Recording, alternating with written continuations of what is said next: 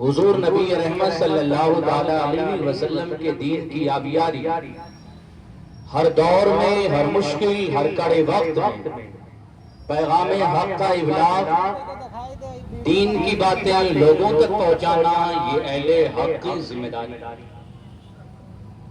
اور آج ہم جس دور میں جی رہے ہیں، اس دور کی نشاندہی میرے نبی نے 1400 سال پہلے کی۔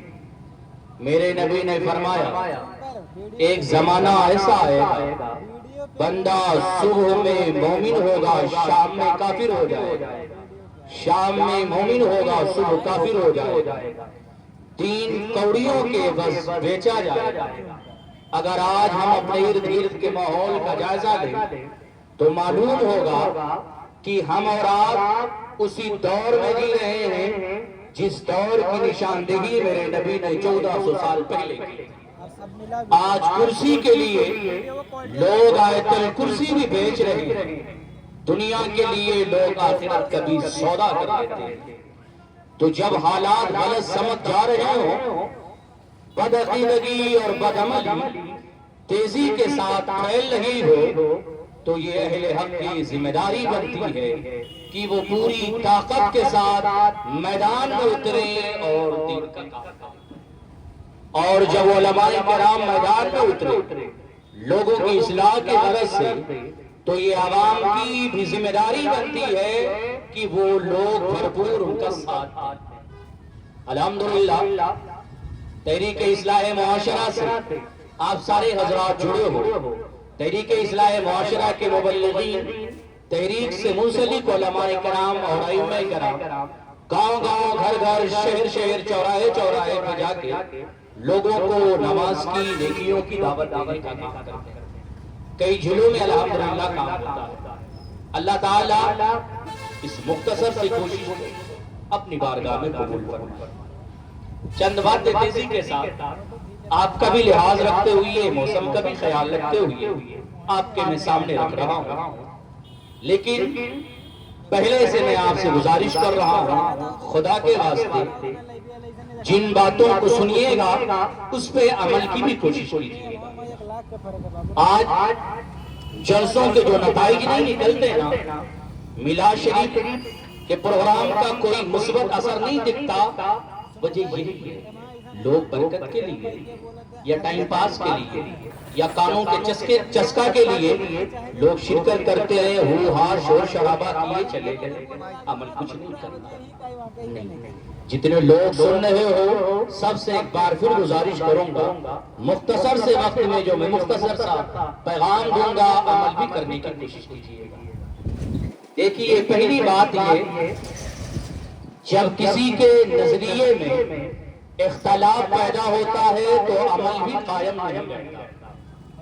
لاکھ نمازیں پڑھ لیں، لاکھ روزہ رکھ لیں، لاکھ جو زکوٰۃ ادا کر لیں، اگر عقیدے میں خرابی ہے تو ساری نمازیں، سارے روزے، سارے عبادات سب منہ پہ مار دیے جائیں گے۔ کیونکہ جب عقیدے میں خرابی پیدا ہوتا ہے تو پھر دل عشق نبی سے خالی ہو جاتا ہے، اور دل عشق نبی سے خالی ہو جائے تو پھر ٹھکانہ جہنم ہی ہو جاتا ہے۔ اور دلوں سے میرے آقا مولا کا پیار نکالنے کے لیے، عقیدے میں خرابی پیدا کرنے کے لیے جو ماضی میں کوششیں ہوئی، تھوڑے سے وقت میں بتایا بھی نہیں جا سکتا۔ خاص کر کے ایسٹ انڈیا کمپنی کی آمد کے بعد جس طرح سے برِ صغیر پاک و ہند میں فرقوں کی بنیاد رکھی گئی، وہ ایک لمبی داستان۔ میرے حضور کی پیاری امت کو دشمنوں نے ٹکڑے ٹکڑے میں بانٹ کے رکھ دیا۔ آج حضور کی پیاری امت گروہ در گروہ، جماعت در جماعت، تقسیم در تقسیم کے عمل سے گزر رہی ہے۔ ہر کوئی اسلام کا نہیں بلکہ اپنے فرقے کا جھنڈا لے کے دنیا میں پنپنا چاہ رہا ہے۔ ہر کوئی کہتا ہے ہم اچھے، ہم اچھے، ہم سچے، ہم سچے۔ بیچارہ سیدھا سادہ مسلمان عجیب مخمصے میں مبتلا۔ عجیب بے چینی میں ہے کہ جاؤں تو کدھر جاؤں، ہر کوئی کہتا ہے ہم سچے۔ کچھ لوگ تو نظریاتی اختلاف سے بیزار ہو کے کہہ دیا کہ نہیں، جتنے فرقے والے ہیں سب جھوٹے ہیں، سچا کوئی ہے ہی نہیں۔ کچھ لوگوں نے کہا نہیں ایسے کیسے ہو سکتا ہے، سب جھوٹے ہوں، جھوٹا کوئی نہیں ہے، سب کے سب سچے ہیں۔ تو ایسا نہیں ہو سکتا سب سچے ہوں، ایسا بھی نہیں ہو سکتا سب جھوٹے ہوں۔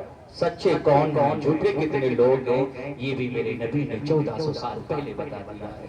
میرے نبی نے فرمایا بنی اسرائیل 72 فرقوں میں بٹی تھی، میری قوم کے لوگ 73 فرقوں میں بڑھ جائیں گے، میری امت 73 فرقوں میں بڑھ جائے گی، ایک ہی فرقہ ناجی ہوگا، نجات پانے والا ہوگا، حق پہ ہوگا، باقی سارے کے سارے جہنم۔